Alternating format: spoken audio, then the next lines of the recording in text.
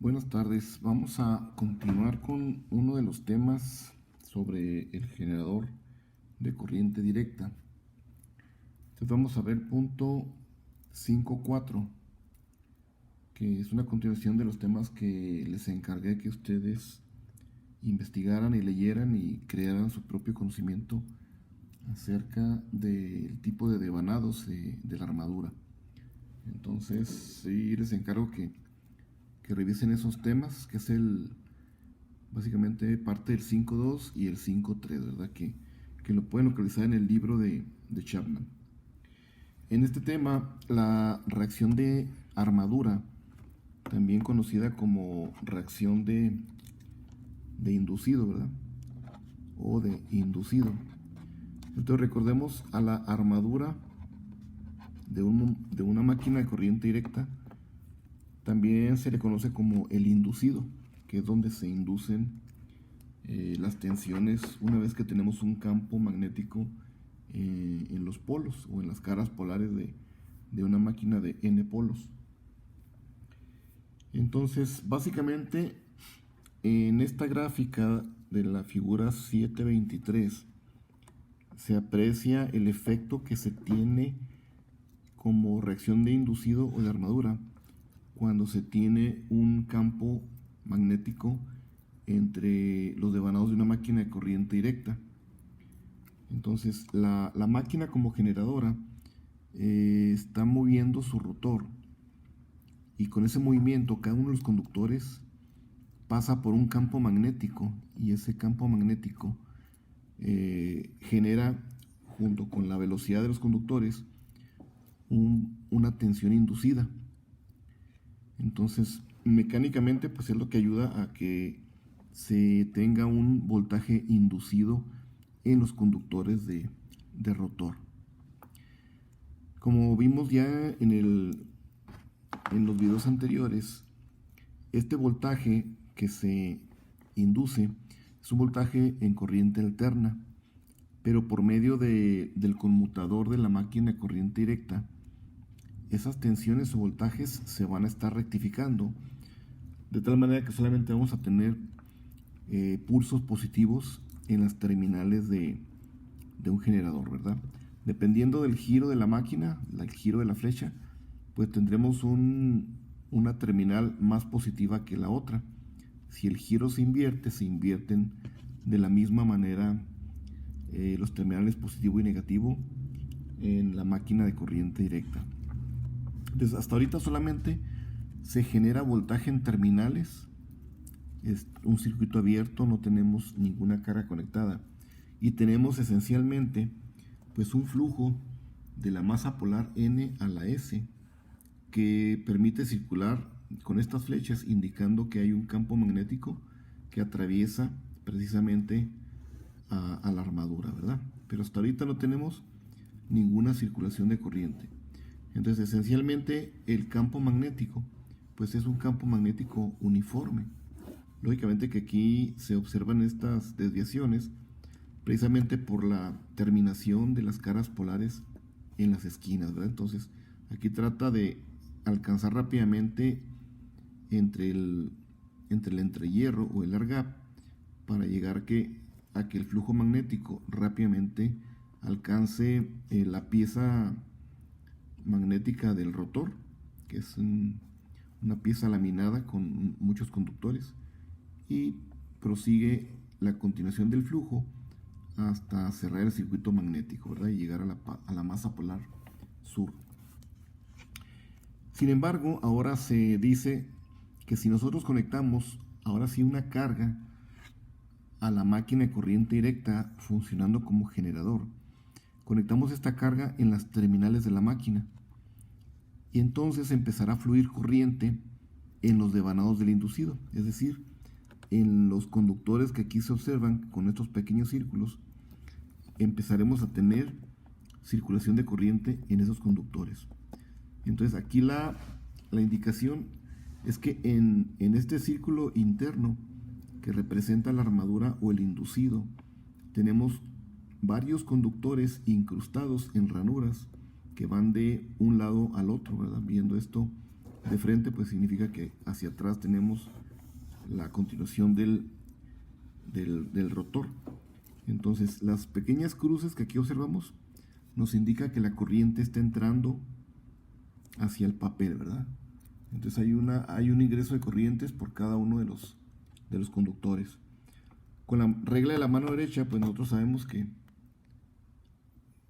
este sería la entrada del pulgar, nos indica el sentido hacia donde va la corriente, ¿verdad? Hacia adentro. Y los dedos nos indican el sentido de flujo, ¿verdad? Entonces, el flujo total entre estos conductores lleva este sentido, ¿verdad? Y en cambio los puntos en los conductores nos indican que la corriente ahora está saliendo, ¿verdad? Del papel hacia afuera. Entonces, con la regla de la mano derecha sabemos que el flujo de la corriente va hacia afuera y los dedos me indican hacia dónde va el campo magnético que se genera porque existe una circulación de corriente en ese conductor. De tal manera que el flujo total, como suma de todos estos conductores, indica un flujo en este sentido, ¿verdad? Entonces, aquí podemos verlo claramente que esto sería un flujo con este sentido de líneas y por acá otro flujo. Entonces hay varias líneas de flujo, ¿verdad? Que se van a estar generando, unas en este sentido, de tal manera que se presenta esta circulación de flujo debido a los conductores del inducido. Entonces, ya tenemos básicamente dos flujos, el que atraviesa de los polos con este sentido, ¿verdad? Y el que tenemos debido a que conectamos una carga. Entonces, imaginen que esta máquina tiene dos terminales, ¿verdad? La positiva y otra por acá negativa. Entonces, para mí mi carga es básicamente conectar una carga, vamos a suponer una carga resistiva, ¿verdad? Entonces, en el positivo es de donde tenemos el voltaje generado, el cual va a presentar una circulación de corriente en la carga en este sentido, ¿verdad? Entonces ya tenemos corriente en la armadura, y esa corriente en la armadura que está atravesando toda la serie de conductores pues genera este flujo de color naranja. Entonces eso va a ocasionar que ese flujo de corriente produzca un campo magnético, como aquí lo menciona, que a su vez empezará a distorsionar el campo magnético original de los polos de la máquina. Entonces, este polo original que teníamos de los polos, este campo magnético de los polos, pues se va a ver distorsionado porque empieza a haber flujo a través de los conductores, ¿verdad? Entonces, lo que va a ocasionar es que ahora se mueva precisamente el flujo, de tal manera que hay unas flechas que aquí están entrando y acá flechas que van saliendo debido al campo magnético de los polos. Pero el flujo de la armadura de los conductores en algún punto aquí se opone a estas flechas, entonces le está restando flujo magnético al campo. Pero por otro lado, en esta orilla, este flujo se está sumando a las flechas que por aquí están entrando. Lo mismo ocurre de este otro lado, aquí se suman estas flechas con los flujos de los polos y del flujo magnético de la armadura, y por este otro lado se están oponiendo estos dos flujos, de tal manera que el eje original de la máquina, ese que se aprecia en esta figura, que esencialmente debiera ser de esta manera, ¿verdad? Este sería el eje de mi neutro, cuando solamente tengo el campo magnético de los polos. Pero una vez que interacciona la carga que estamos agregando al motor y que genera un flujo magnético por medio de los conductores, entonces mi flujo va a hacer que este eje magnético del neutro se mueva ligeramente, que es lo que se aprecia en esta gráfica. Entonces, del campo magnético original, el plano del neutro original es esta vertical, pero una vez que los flujos se suman en estos puntos y acá se restan, acá se suman y acá se restan, Entonces se acumula más flujo por esta parte, lo mismo que por esta otra esquina. Y en estas esquinas los flujos se ven disminuidos, es decir, se restan. Entonces, lógicamente que al suceder eso, el plano del neutro se ve modificado y se desplaza o se mueve ligeramente, ¿verdad? Debido a la interacción de que ya existen el campo de la armadura interaccionando con el campo magnético de los polos de la máquina. Entonces, en resumen, aquí se especifica, ¿verdad?, que este es uno de los problemas que tiene la máquina de corriente directa, porque genera un desplazamiento del neutro de la máquina, ¿verdad? O del neutro original magnético que tiene la máquina por medio de sus polos. Entonces, se supone que la velocidad de los alambres del rotor es una velocidad perfectamente paralela a las líneas de flujo magnético. Entonces, el voltaje que se induce en esas líneas, pues prácticamente debe ser cero. Entonces, con ese voltaje inducido en cero, pues tendríamos originalmente ese plano magnético como una vertical, ¿verdad? Pero, pues aquí se presenta esa interacción de los devanados del rotor, lo que provoca que ahora el polo original del magnético de la máquina se vea desplazado, ¿verdad? De esa manera.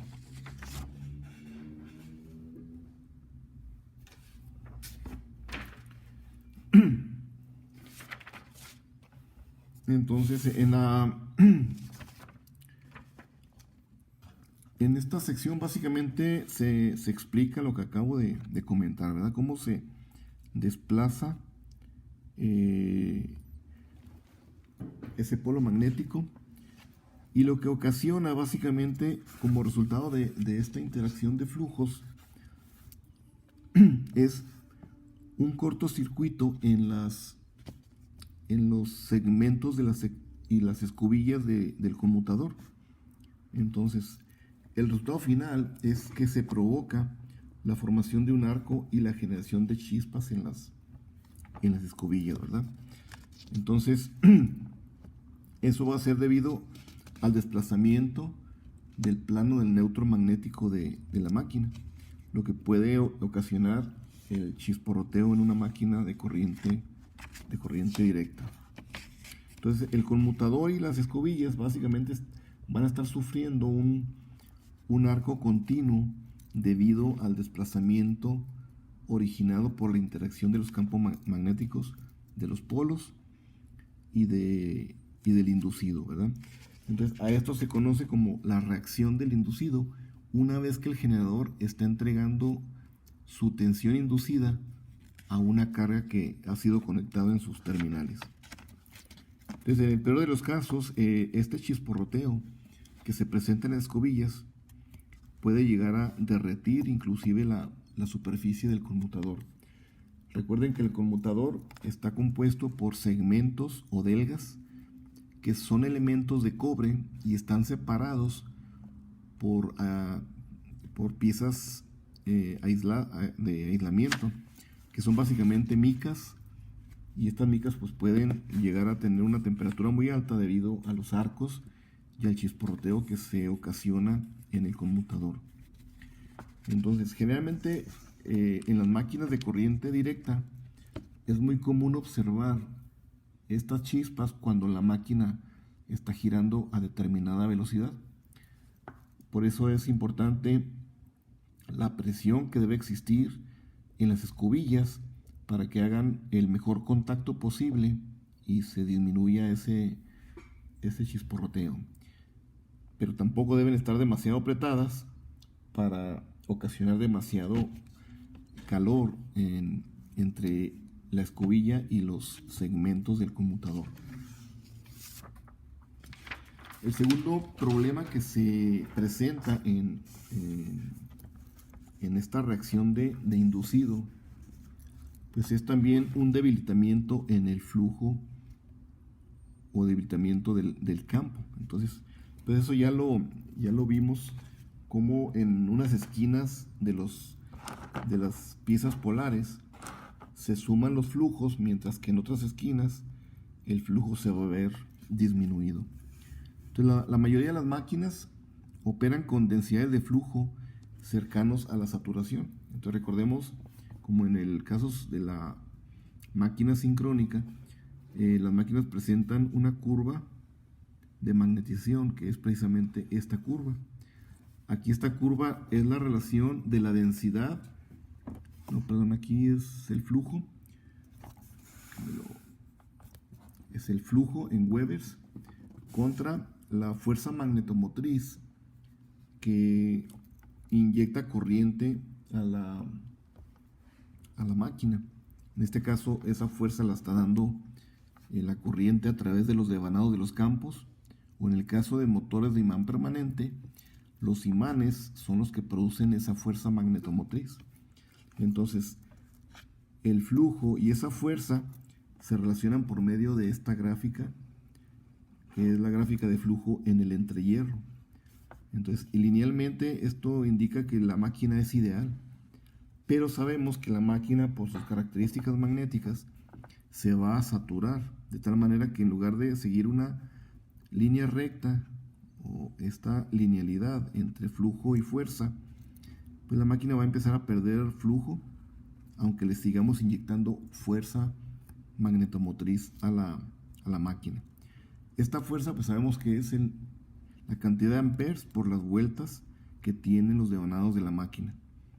Y eso produce un flujo, y eso debiera ser idealmente lineal, ¿verdad? A mayor fuerza, pues también linealmente se debería incrementar el flujo.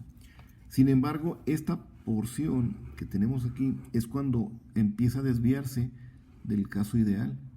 Entonces, a esta desviación, donde ya no podemos sacarle más flujo a la máquina, es cuando le llamamos que hay una saturación de la máquina. Entonces, la mayoría de las máquinas con densidades de flujo, recuerden que la densidad del flujo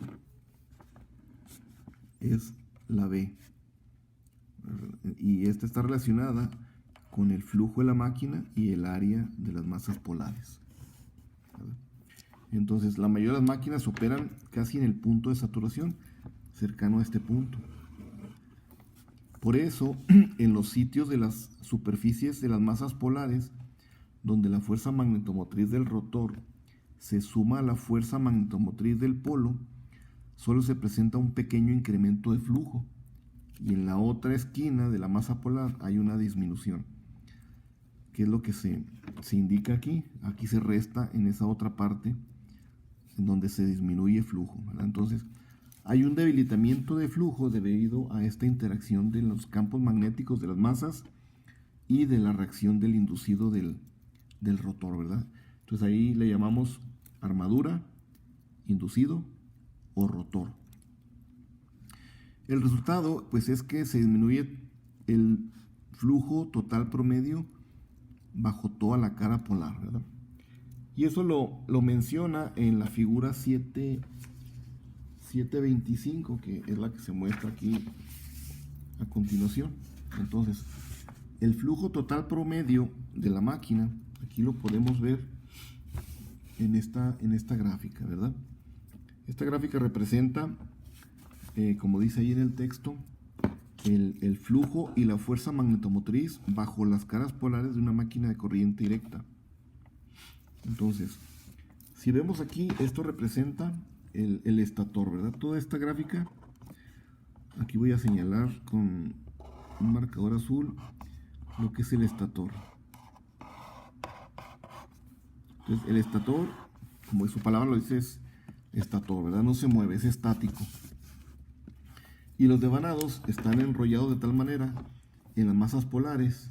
Por aquí sale la corriente y acá entra la corriente y sale la corriente, de tal manera que este polo norte seguido de un polo sur provoca que haya un flujo en este sentido, ¿verdad? Aquí hay flujo de norte a sur, y aquí están entrando las líneas de flujo hacia la cara polar sur. debido a la forma en que está configurado los devanados, los enrollamientos, ¿sí? Entonces en este momento sale corriente, entra corriente y sale, y eso permite generar este sentido de flujo en la máquina. Por otro lado, el rotor pues puede tener un movimiento en este sentido. Suponiendo que fuera a la derecha, sería un movimiento generador, o a la izquierda como motor. Pero esto va a depender, lógicamente, del giro de la flecha del motor, ¿verdad? O del giro de la flecha de la máquina. Si yo la giro en un sentido, desde mi perspectiva, pues para mí va a ser izquierdo o derecho. Entonces puede funcionar como generador en el sentido de las manecillas o en el sentido contrario, ¿verdad? Va a depender ya de la perspectiva desde donde estoy viendo yo la flecha de la máquina. Entonces, este conmutador se va a estar moviendo, ¿verdad? Y las escobillas, que son estos cuadros negros, van a estar recolectando los voltajes inducidos por el movimiento del conmutador. En el conmutador, recuerden que ahí es donde llegan cada uno de los conductores de los diferentes devanados que va a tener la armadura. Entonces este rotor pues es la armadura, ¿verdad? Armadura o también inducido. Y por acá está el devanado que crea la corriente, y la corriente crea los campos en el estator. Entonces cuando hay la interacción de este campo de las masas polares y este conductor, a su alrededor está generando también un flujo magnético. Así, recuerden que sale la corriente y el flujo va en este sentido, en este conductor. Entonces aquí se puede estar restando, ¿verdad? Porque va en este sentido. En algún punto se resta y en otro se van a estar sumando. Entonces, cuando nosotros todavía no conectamos carga al generador eléctricamente, la forma de onda que tenemos en todos los conductores de la armadura presenta precisamente esta fuerza magnetomotriz en el polo, o esta densidad de flujo también. Y es alterna porque internamente en la máquina es un proceso que se está alternando cuando tiene voltaje inducido la máquina y cuando lo tiene negativo, ¿verdad? Pero hasta ahorita no tenemos ninguna interacción con la armadura. Cuando le conectamos carga es cuando viene esta línea punteada como fuerza magnetomotriz en el rotor.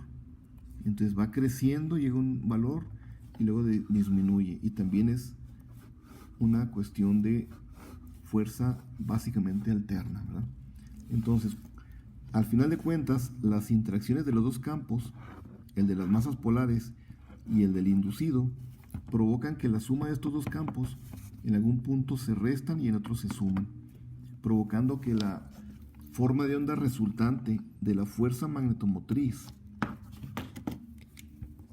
como líneas de flujo magnético pues se va a ver distorsionado, ¿verdad? Entonces aquí este valor que es 0 más este valor negativo me da un valor negativo. Este valor con un valor negativo empieza a incrementarse, de tal manera que en algún punto este punto más este punto negativo nos produce este punto, de tal manera que esta rampa que vemos aquí, pues al sumarse con un valor constante, pues provoca la suma esta distorsión en la forma de onda total, y entonces este va a ser el flujo total promedio que se está presentando en la interacción de la máquina de corriente directa. Y aquí lo que indica pues es la fuerza neta que tenemos, y aquí tenemos la saturación en los extremos de los polos, esta parte. Y esto representa pues simplemente el flujo que tenemos en líneas de Webers ya totales. De tal manera que el punto original de la máquina en su polo, perdón, en su punto neutro magnético debiera ser este punto, aquí donde cruza precisamente en 0. Aquí debiéramos tener originalmente mi punto de neutro original, magnéticamente. Pero por la interacción de los dos flujos, este punto se ve desplazado a un nuevo punto donde se va a tener el punto de cero flujo. Entonces, de esa manera es como se distorsiona el flujo de los polos magnéticos principales debido a la conexión de carga en la armadura, ¿verdad? La armadura es la que nos va a permitir sacar unas terminales para entregar voltaje inducido, conectarle carga y producir una circulación de corriente a través de la carga, ¿verdad? Entonces aquí un poco para concluir con el debilitamiento de flujo, entonces lo que tenemos es que ese debilitamiento de flujo pues provoca problemas en los generadores, también en los motores, ¿verdad? Entonces la máquina la podemos usar como generador y como motor. En los dos casos, esta interacción de los flujos pues ocasiona problemas, ¿verdad? Que es el debilitamiento de flujo y también el chisporroteo que ya vimos anteriormente. En los motores el efecto es todavía más grave, ¿verdad? Pero el incrementar la velocidad en un motor, pues eso incrementa también la carga, lo que provoca también un debilitamiento aún mayor de flujo. Entonces más adelante vamos a ver cómo, y ya lo vieron ustedes seguramente en el ejercicio de aumentar la corriente en un motor de corriente directa o disminuir la corriente. Entonces cuando se disminuye el flujo del motor, la máquina de corriente directa aumenta su velocidad o se incrementa. Por eso en el ejercicio de la generación en paralelo de generadores síncronos, cuando movíamos o variábamos la resistencia de campo de la máquina de corriente directa, estábamos incrementando o disminuyendo la velocidad del motor, que era la velocidad que le estábamos inyectando al generador sincrónico. Entonces, en resumen, mover la corriente de campo de un motor de corriente directa mueve de la misma, inversamente proporcional a la velocidad de la máquina. Algunos motores, dice por ahí, en derivación paralela, pueden llegar a alcanzar una condición de giro en el cual se puede desbocar como resultado del debilitamiento de flujo, ¿verdad? Entonces la interacción de los flujos puede llegar a que el flujo de la máquina disminuya sustancialmente y eso provoque que se incremente la velocidad. Si la velocidad continúa incrementándose, pues la máquina o se desconecta de la línea de potencia o simplemente la máquina se destruye a sí misma, ¿verdad? Y eso, destrucción significa mecánicamente se destruye la máquina.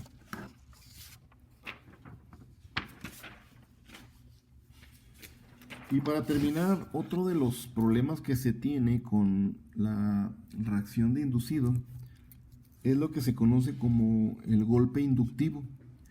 Entonces hay una tensión en el segmento o en los segmentos del conmutador del motor que tiene que ver con el producto de la inductancia de los devanados y el parámetro del delta I con respecto al tiempo. Entonces, imaginemos que aquí tenemos un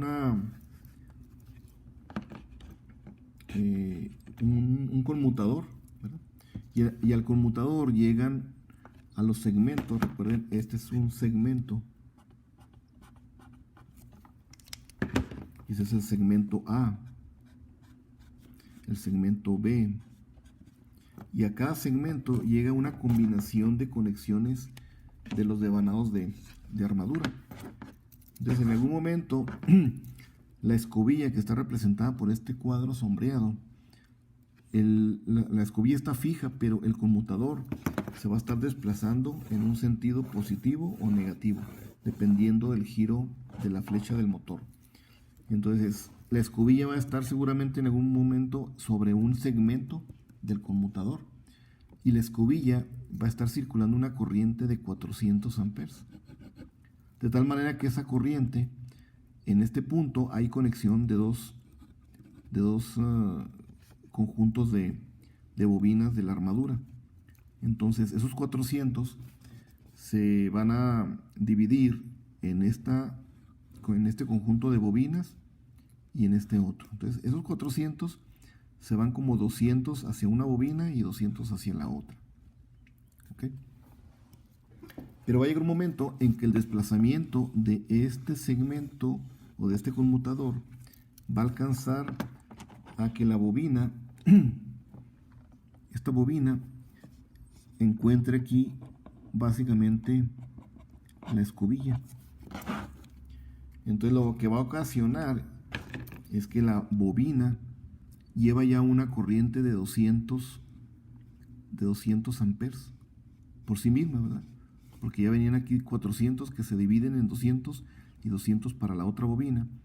Pero al desplazarse este conmutador, la bobina va a encontrarse en un cortocircuito cuando encuentre dos segmentos. Recuerden que aquí hay un espacio que es un aislamiento con una mica entre segmento y segmento, o delga y delga, pero la escobilla va a ocasionar que aquí se presente un cortocircuito para el conjunto de bobinas en la armadura. Entonces, si esta bobina ya lleva 200 amperes, y son los 200 amperes que aquí en la gráfica se van a ver constantes, ¿sí? Porque la máquina está entregando 200 o 400 amperes a una carga. Entonces esa bobina lleva 200 amperes. Entonces esos 200 amperes se van a ver cortocircuitados a través de la escobilla. De tal manera que esa bobina va ahora a intentar invertir el sentido de la corriente que está circulando a través de ella. Entonces se van a ir de los 200 amperes que circulaban, se van a ir a estos menos 200 amperes para que la escobilla siga permitiendo la circulación de corriente a través de ella. Entonces va a ocurrir un tiempo muy rápido y eso va a depender pues, de la velocidad de giro de la flecha del motor que va a estar moviendo al conmutador, y ese tiempo prácticamente es este tiempo que se conoce como tiempo de conmutación. Entonces, como un ejemplo, aquí se asume que la máquina esté girando a 800 revoluciones por minuto, que hay 50 segmentos en el conmutador, que es un número razonable en una máquina regular, y cada segmento del conmutador se mueve bajo una escobilla. Entonces, este tiempo tarda en liberar los 200 amperes para pasar por un cortocircuito e invertir su corriente prácticamente en 1.5 milisegundos. Entonces, esa tasa de cambio de corriente y de tiempo, pues es el que ocurre en cada una de las espiras o del conjunto de bobinas en un cortocircuito que se presenta entre cada segmento, entre cada par de segmentos, ¿verdad? Que conectan varias bobinas. Entonces, prácticamente lo que sucede aquí es que esta variación de corriente en tan poco tiempo, pues es lo que se conoce como el voltaje inductivo. Entonces, recordemos, el voltaje en una inductancia está dado por el valor de su inductancia por la derivada de la corriente con respecto al tiempo. Entonces, aquí la variación de la corriente, pues es este incremento de corriente que va de 200 a menos 200 amperes. Quiere decir que aquí tenemos una variación de corriente de 400 amperes. De más 200 a menos 200, aquí tenemos 400 amperes como variación de corriente, ¿verdad? O delta I, o la diferencial de corriente. Y el tiempo ocurre de acuerdo al movimiento de la flecha del motor que está moviendo al conmutador. aquí da como ejemplo que la máquina esté a 800 RPM con 50 segmentos, pues va a tener un tiempo en que ocurre este cortocircuito de 1.5 milisegundos. Esta es corriente. Entonces aquí tenemos básicamente pues una relación que nos da 400 sobre 1.5 milisegundos. Nos da 266.667 amperes sobre segundo. Entonces es un incremento de corriente con respecto a un segundo muy alto. Entonces imaginemos que cada segmento de bobinas que se conectan a los conmutadores tuviera un valor de inductancia, por decir algo, vamos a asumir 10 milihenrios. Entonces ese valor de 10 milihenrios por cada conjunto de bobinas pues se multiplica por el valor de los 266.667 amperes por segundo, y esto nos da un valor de 2.67 kilovolt. Entonces ese voltaje es el que se está presentando cada vez que se hace un cortocircuito en ese proceso de conmutación. Entonces por esa razón pues también se observan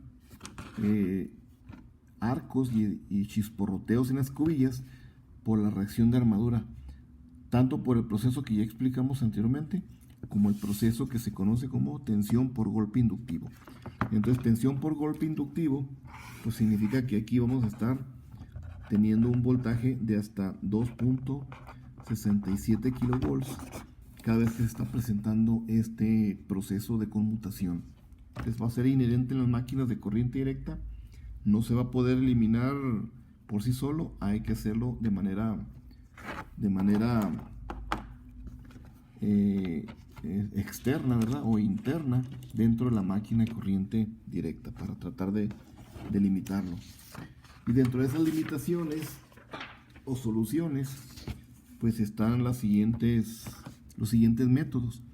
Entonces para resolver estos problemas de conmutación existen básicamente técnicas que tratan de mitigar la reacción de inducido y los voltajes por golpe inductivo, ¿verdad? Que es el producto de L por DI en dt.